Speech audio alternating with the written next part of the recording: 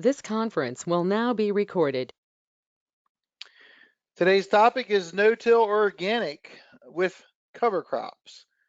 And I have that title kind of strategic there, the second part with cover crops, because I think that's pretty much the only way you could think about doing no-till organic. And it's certainly something that has been talked about a little bit more recently. It's something that I've been, I guess you'd say, observing over the years. And I'm going to get some pictures up here, but what I have found, and this is no surprise probably to anybody, but the biggest challenge is going to be weed control. So being able to control weeds, since you don't have the use of herbicides, is going to be the biggest challenge, and that is why you pretty much are relying on the cover crop to help with your weed control. Now, there's other background information like your field history, the weed seed bank, the types of weeds that may be there, and so forth. Uh, and obviously, I'll just say that if you have any perennial weeds at all, like dock or like uh, uh, thistles and stuff like that, there is no way that you're going to be able to have a successful no-till system there. So that's the biggest challenge. So anyway, sorry for that little bit there, cough. But anyway, one of the things that is really important here and really kind of got the whole organic no-till movement started was when we started rolling cover crops. And a little bit here, my story back in the mid 90s, I got this cover crop roller you see here, and we started rolling cover crops. I'm not organic myself, but one of the reasons why I got that roller was the price of Roundup was $40 to $50 a gallon, and I thought I could save some money on reducing my Roundup rates. And sure enough, there is a direct relationship to that. But now, as we're looking more at organic, we can't use Roundup. And once I started using this roller, I would have field days here at my place. And this was one of the highlights of them. This is we're still back in the 90s. And I had done some field days with the Rodale Institute, which most of you know is an organic organization. And they do a lot of research and so forth. And so they saw this roller I was using and they thought, well, they ought to try that and see if we could no-till organic. And I'm not going to dwell on the story too long, but this is I believe they had bought a rolling stalk chopper like I had used and modified, but they didn't like that because it was in the back of the tractor. They wanted to mount it something on front so they could roll and plant at the same time. And so I believe this picture might be one of the first rollers that they used that they put on front. So the Rodale can be credited to promoting the concept of no-till organic, and to this day, it's still being used and talked about, and so forth. Now, this is over at the Rodale Institute, which is in southeastern Pennsylvania, about an hour and a half from me. And I was a consultant for a couple years for their farming systems trial that they had. And this was way back here. This picture was taken in 2008. And this is actually no-till field corn into a cover crop of hairy vetch. And then there's other different plots there that they're researching on. But you can obviously see there is some weeds broke through there, but again, this is pretty much what you probably could expect. You can see sometimes it's some parts of it are very decent weed control, and others not so much. So I just want to lay that kind of groundwork to get started. But how do we do this? If you're interested in organic no-till, how do you do it? And I'm going to say that it all starts the fall before.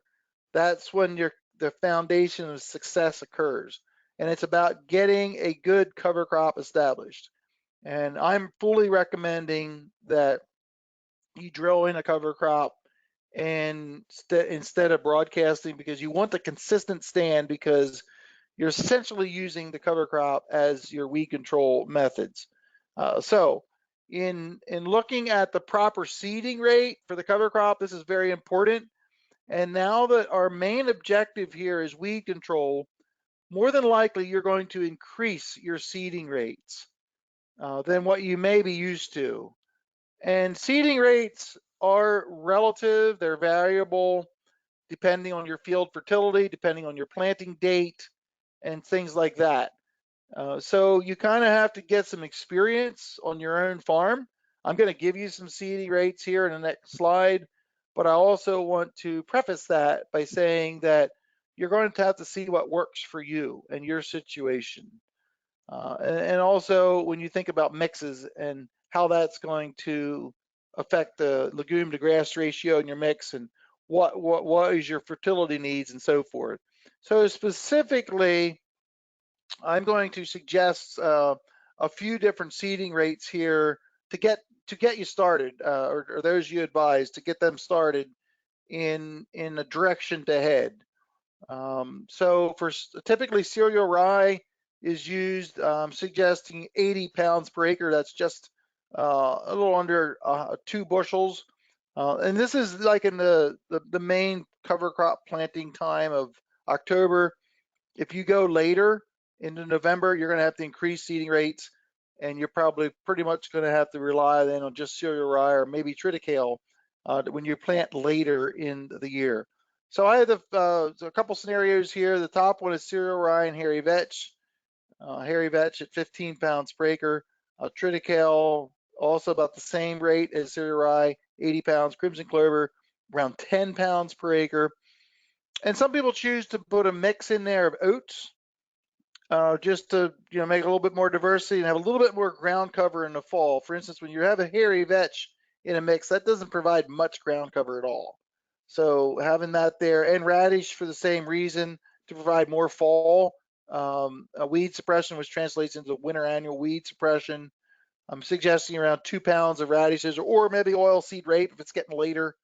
Most places, if it's getting into the end of September, you might want to swap that out with some oilseed rape. And I have found oilseed rape, if you leave it grow long enough, like you have to with the other cover crops, even in a non-terminated, non-herbicide terminated situation in spring, that a roller will take out the oilseed rape. So this is just some baselines here of what you can do in that. There is another cover crop that's kind of coming onto the radar now in the context of rolling, and this is the Balansa-Fixation-Clover that you may have heard about it. I don't have a close-up here, but the stems tend to be hollow, and that will lead to easier kill with a roller. And this is a picture of me in Danny Sutter's farm about 3 weeks ago in Indiana, and he had a good deal of Balansa-Fixation-Clover planted, and he is trying to be as no-till and as organic as possible. And this is one of the cover crops that he's working with a lot of now. So as far as weed control, that is again paramount, that you get an excellent stand of cover crop, and the biomass and the consistency of that cover crop is going to be your weed control. And I cannot overemphasize that enough. If you're going to make no-till organic successful, you're going to need to have a good, consistent cover crop. Now, I will also mention that it's not always that it works like we plan. Weather can throw curveballs and so forth. I've had some good success in my pumpkins already where we did not use herbicides, and there are some times when we'll literally shut the sprayer off, and just seems like there's enough cover there. This is one of those places in one of my pumpkin fields.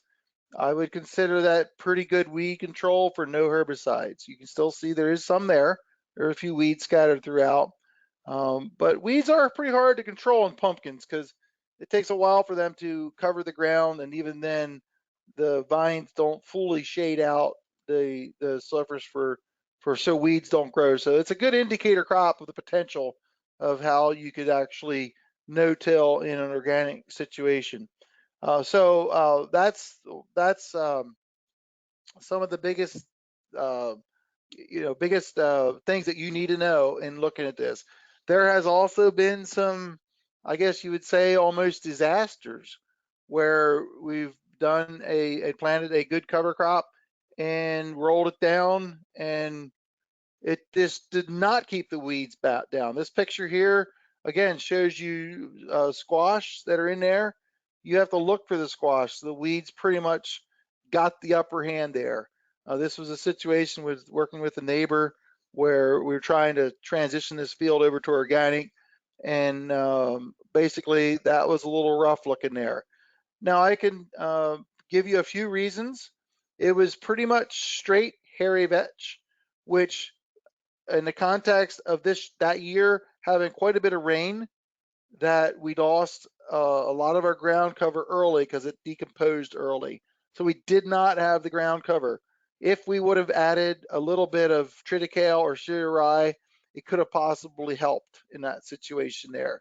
So that's just, I guess I just want to put it out there that the weed control is the biggest issue, and you need to have a cover crop that works. The rollers do a pretty good job at terminating if you wait till they're mature enough. So that field that you just saw was actually this picture here of my title slide. A decent cover crop there of hairy vetch, but it did not quite keep the weeds down. And I would hasten to add that that field probably had a pretty large weed seed bank in it, and so it was, maybe not a good field to start out with. So what we want to do is to have a nice mix, a nice cover crop mix that has a balance here of legumes and grasses. I am going to talk at the end a little bit about corn and soybeans in there, if you're thinking about doing that in the context of your cash cropping organically. There's some things that we'll talk about there, but a nice mix. If you look closely there, there's actually winter oats in there. There's triticale, there's crimson clover, and yeah, just a nice mix there. This would be a good time to roll this down. Um, that's not the thickest stand that we're looking at, but it's all standing, and it's all there ready to go as far as maturity and time to roll.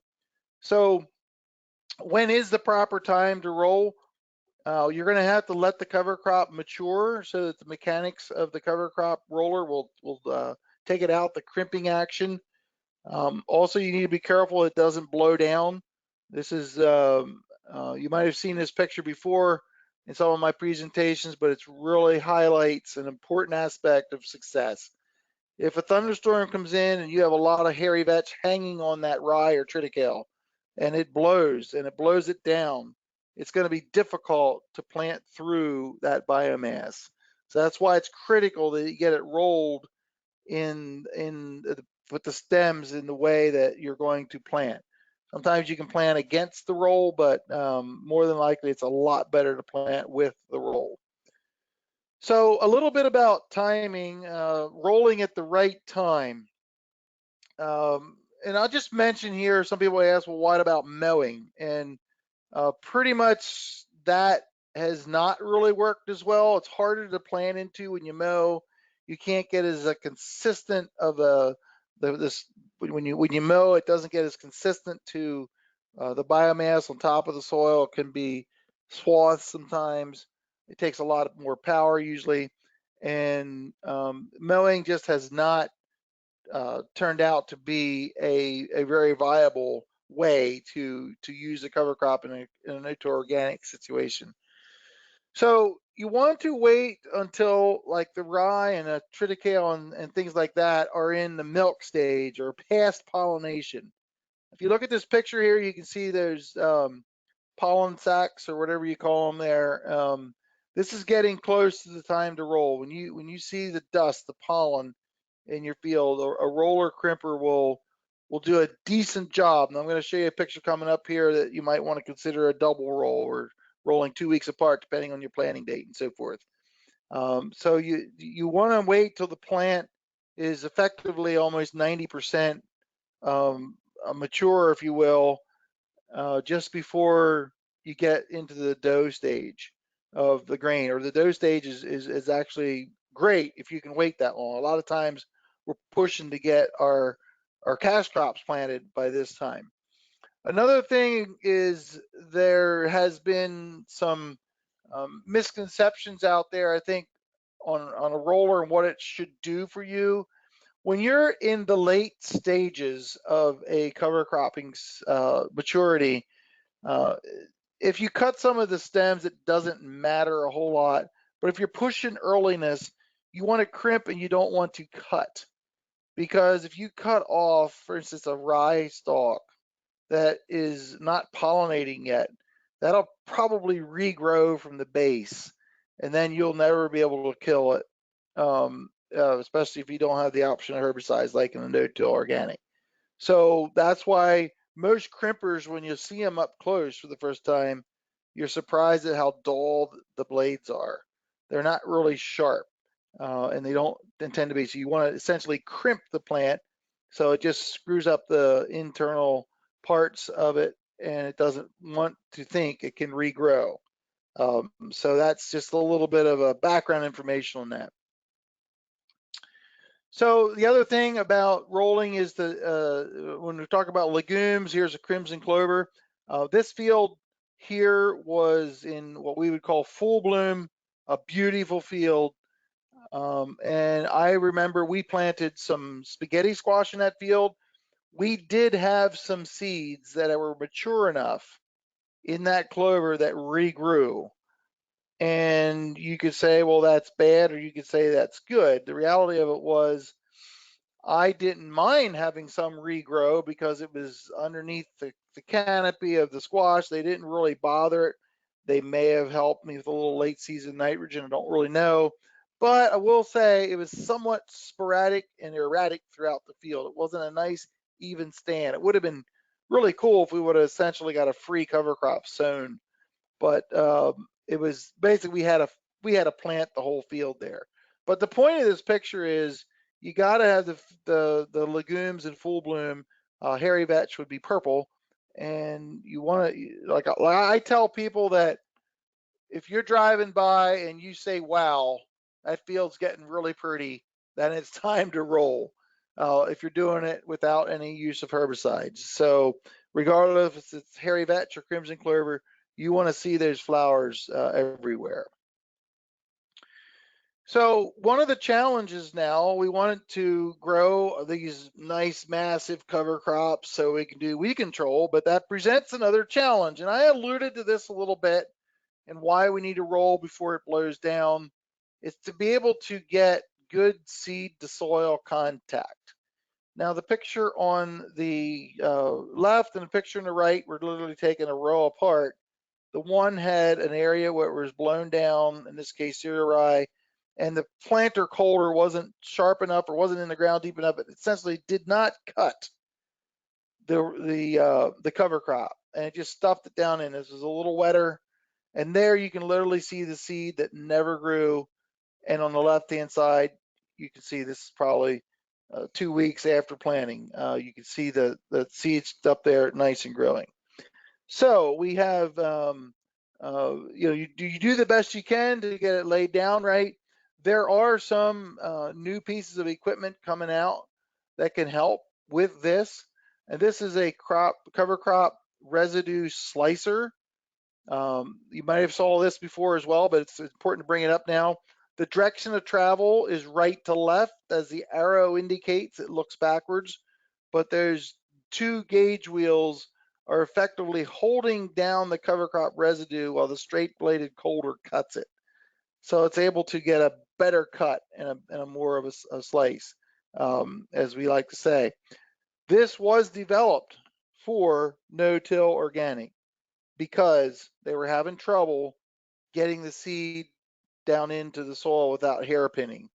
So this is developed by a local shop in my area here to be able to address this issue. So a lot of people that do organic, if they're corn planter or pumpkin planter or whatever, have some of these type of residue um, uh, cover crop slicers that we call them. And so anyway, the idea here is to get that seed down into the soil, make a nice clean cut. As you see there with no hairpinning, that seed is going to grow. So that's what we're looking for. One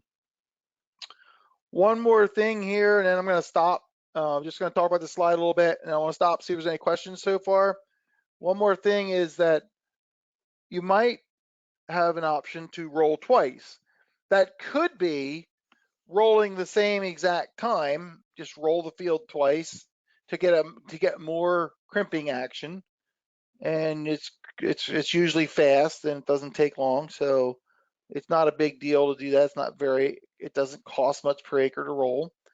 Or in this case here, this was cereal rye and hairy vetch, and this was rolled, and this is approximately 2 weeks later. What I've found is typically hairy vetch will mature a little bit later than cereal rye, and so the cereal rye has been pretty much taken out by the roller, but the hairy vetch kind of came out there and grew. Now, for me, this was in preparation for pumpkins. I kind of like this because I figured I got a couple more pounds of nitrogen out of that vetch.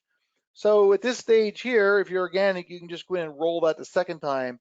And this is my picture to show you how the flowers must be to be able to roll vetch and have the crimper pretty much kill it.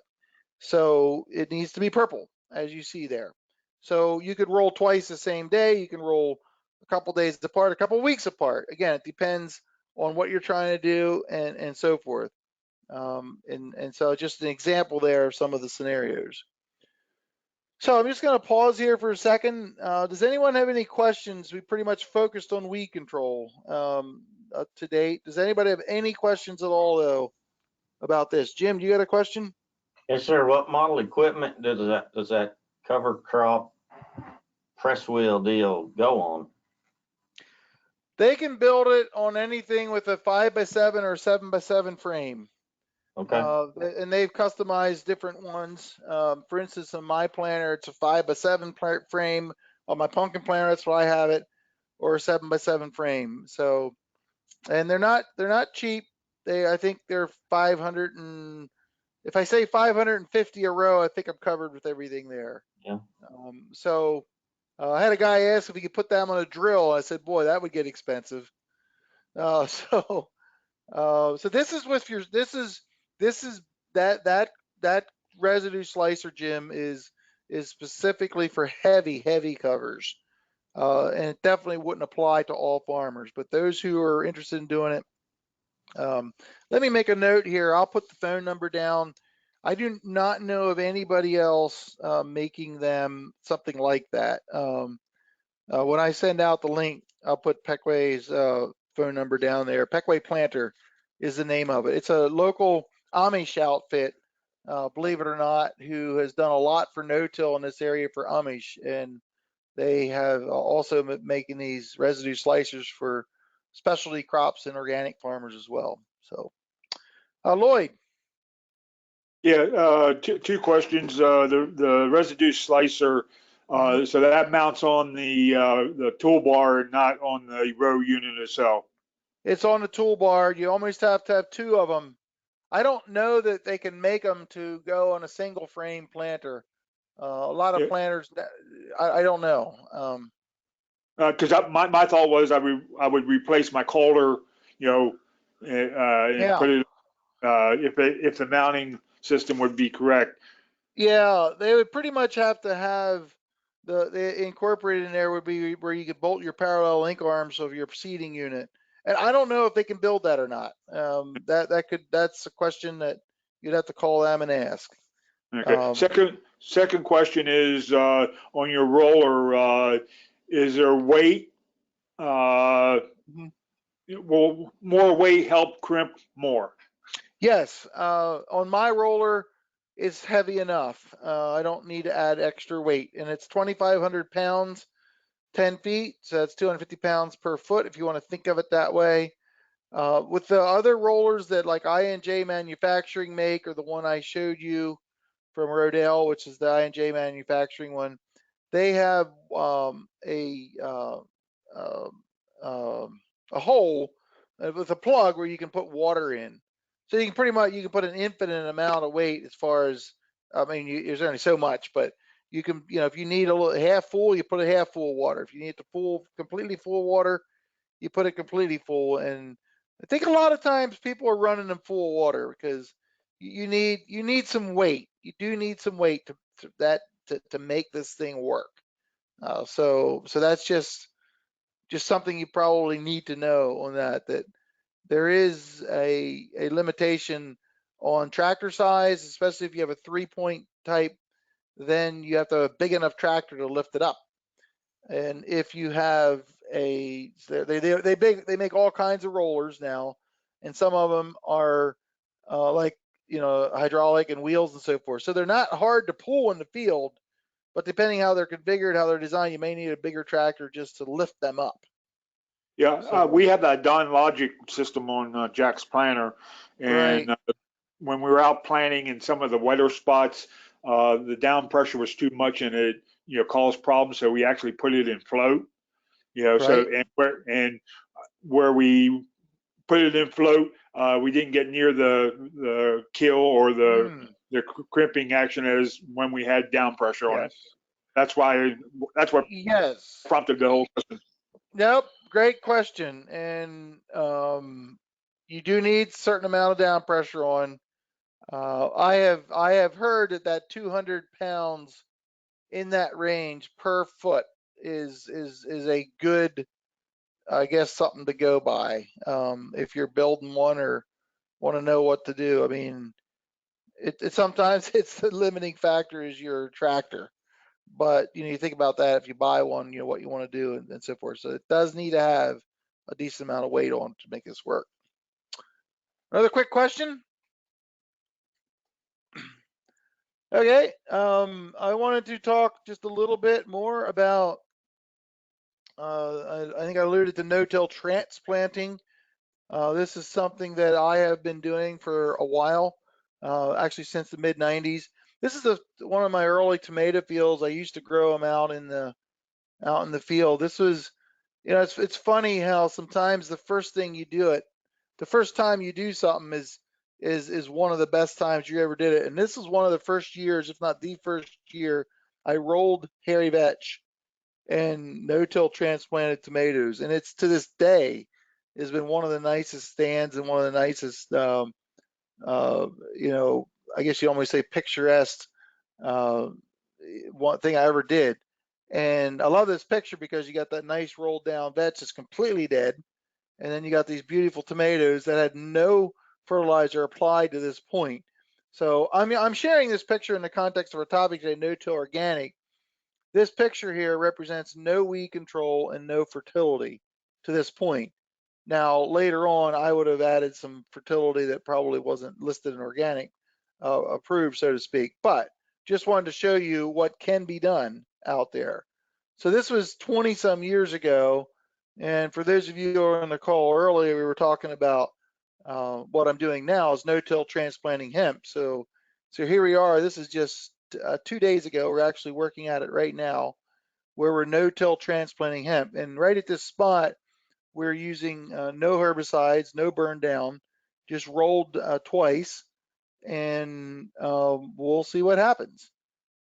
So I am using burn down on some of my other acres for this situation, but here's just a close up here coming up that you can see how it looks close up. This is what we want to see.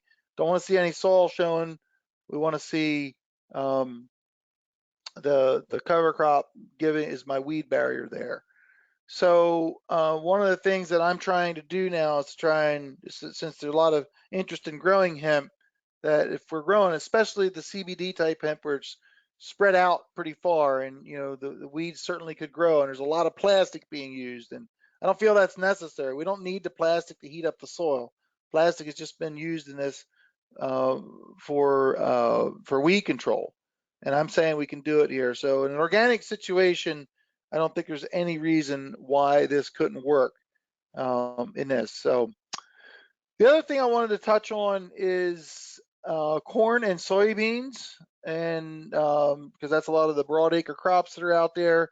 So if you're going to be organic in those crops, for corn, you want to provide, again, as much weed control as you can with the cover crop, but also some fertility. So you want to lean heavily on legumes. I'd say plant mostly legumes. Depends on the nature of your soil and how long you've been in a more of a regenerative agriculture system, because over time, building up organic matter and so forth, you can probably shift into some more grasses. But we want to focus on legumes, and also even narrow rows if you can. And that's just simply so that the canopy of the corn will shade out and suppress weeds. And I'm going to show you some pictures up here coming soon. Actually, the next pictures on a farmer in Indiana doing just that. Soybeans, it's pretty straightforward here. And I will say, if you're going to start with organic or without using herbicides, soybeans would be the easiest to do. So there's something about planting cereal rye ahead of soybeans that is really great synergistically. And so you want to focus on more of those grasses. They stay around longer, and so forth. So plant mostly grasses. Now in some fields, you might want a few legumes in order just to grow your cover crop, to help grow that grass cover crop. And also plant narrow rows. Unless you do have a high residue cultivator, 30-inch rows that you need to go through, or maybe even 20-inch rows, that's an option. But if you're planning on just rolling and then no-tilling, 15-inch or drilled 7.5 would be preferred. So I was just curious, has anybody that's on this webinar today grown any corn or soybeans without using herbicides? I'm not sure if I know of anybody. I think, Jim, didn't you work with some no-till organic stuff down there in Oklahoma? Or tell us about that. Yeah, we've played with it a little bit. It's hard to do. Yeah. Timing's everything, Mm-hmm. and a lot of things in that are beyond your control. So Right. it's almost Yeah. like if you get it right, it's a lot of luck, I think.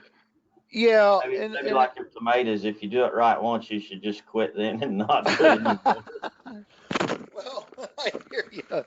I hear you. I'll just, in my experience, and I'm talking here with everything in the whole dynamic of different cash crops without herbicides and no-till organic, is that in 1 year and 5, it may work pretty good, and 1 year and 5 it'll be a disaster, and the other 3 years kind of could go either way. That's how I've experienced this based on what I've done on my farm here, trying to look at this. Also, it's also what I've heard from a lot of others as well. So I think that we shouldn't give up on it, because as I'm going to show you here coming up soon, there could be some other aspects to this, that maybe other tools that are coming along in this. And so I'm just going to move forward here and kind of wrap this up. You might have some questions then after I go through the next segment. So some of you know that 3 weeks ago I was in Indiana, and I was on Rick Clark's farm. He's west central Indiana, you can almost see Illinois from his farm. He has a 60-foot roller, and that's quite an art piece right there. He got how that thing unfolds and goes out and rolls. But he has a 60-foot roller to roll his cover crops. He's farming about 7,000 acres, and his goal is to convert about 2,000 to organic. He is going to try to keep his no-till system. And one of the key components of that is what is called the row mow. And here you can see as an old toolbar from a cultivator, and this is set up on 20-inch rows. He has a 20-inch corn planter, a 20-inch bean planter, so that's the row width, so he's narrow to help for weed suppression later on. but these rows, if you look underneath them, that you can see there's 3 blades that rotate, kind of like a disc mower almost. And so the idea here is to to roll with the roller crimper and hopefully kill your cover crop, and then come back later when you need to and mow either the cover crop that's trying to regrow or mow weeds off. Now, obviously, it's not going to take out weeds that are actually in the row, and the tolerances here are really close, so you want to make sure your GPS is working really good to be able to do this. But this is an idea that kind of a local guy has helped fabricate. I would mention too that Dawn Biologic or Underground Agriculture is making what they call a Romo using a sickle bar type device as well. Is essentially looking at the same concept here, just to basically cut off weeds as they grow between the rows. So I think again, as some new tools are being developed here, this could be a part of that opportunity maybe to go totally no-till organic. I see Dan wrote in here that he's worked a little bit with small plots and sweet corn and no-till, and he's mentioning here maybe barley is a good one to roll earlier, which is a great idea because barley matures sooner, so you get your crop planted sooner. So glad you mentioned that, Dan. But swinging back to our row mow here, does anybody have any questions on this? I mean, I was there, I saw it. I will say that Rick said that he figures this probably won't be the final the final version of it. They probably need to tweak it. But any questions on this row mow here from anybody? Okay. I am going to let you know what I'm going to be talking about next week, and then I'll just come around and see if there's any other questions. So next week I'm going to be talking about, are cover crops the real answer for regenerating our climate? Now that could be a loaded statement right there, and trust me, we're not going to get into debate about climate change. I feel like I have some perspective I'd like to put out on the table though. So, and I wouldn't mind hearing from the rest of you what you think, but that's on our schedule for next week. So you can look forward to that. But just wrapping up today here, is there any other cover crop question you may have or anything related to today's topic of organic no-till with cover crops? Jim? Yeah, just for fun, I just emailed you a picture of a big cover crop roller that the FFA kids in Vega, Texas built. Oh, well, they say everything's bigger in Texas, so I can't wait to see that. Yeah. Thanks, Jim. Any other questions anybody have? I see Derek Siders is on from Eastern Oregon. Derek, I know you're working with some stuff out there. Are you trying to go without herbicides and anything yet, or where are you at in that, Derek? Well, yeah. When the in-season herbicides for some of the seed crops, you don't have any options. So Yeah. I got my own little high residue cultivator. It's just a double disc corrugator with a duck foot behind it's all it is. But I'm interested in the Romo. That kind of seems like a pretty cool deal there.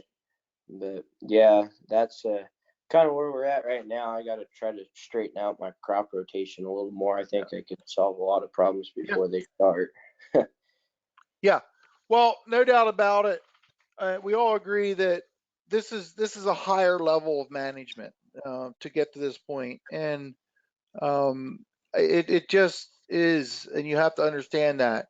I know there has. I think I need to be fair to the conversation that there has been quite a few disappointed farmers that they did not get the weed control that they were hoping for with their cover crop. My quote that I have been saying for years is, a little herbicide goes a long way with cover crops and rolling. And but there again, if we're talking strictly organic, then that statement is a moot point. But in the context of overall agriculture, I'm trying to help the no to organic guys as much as I can.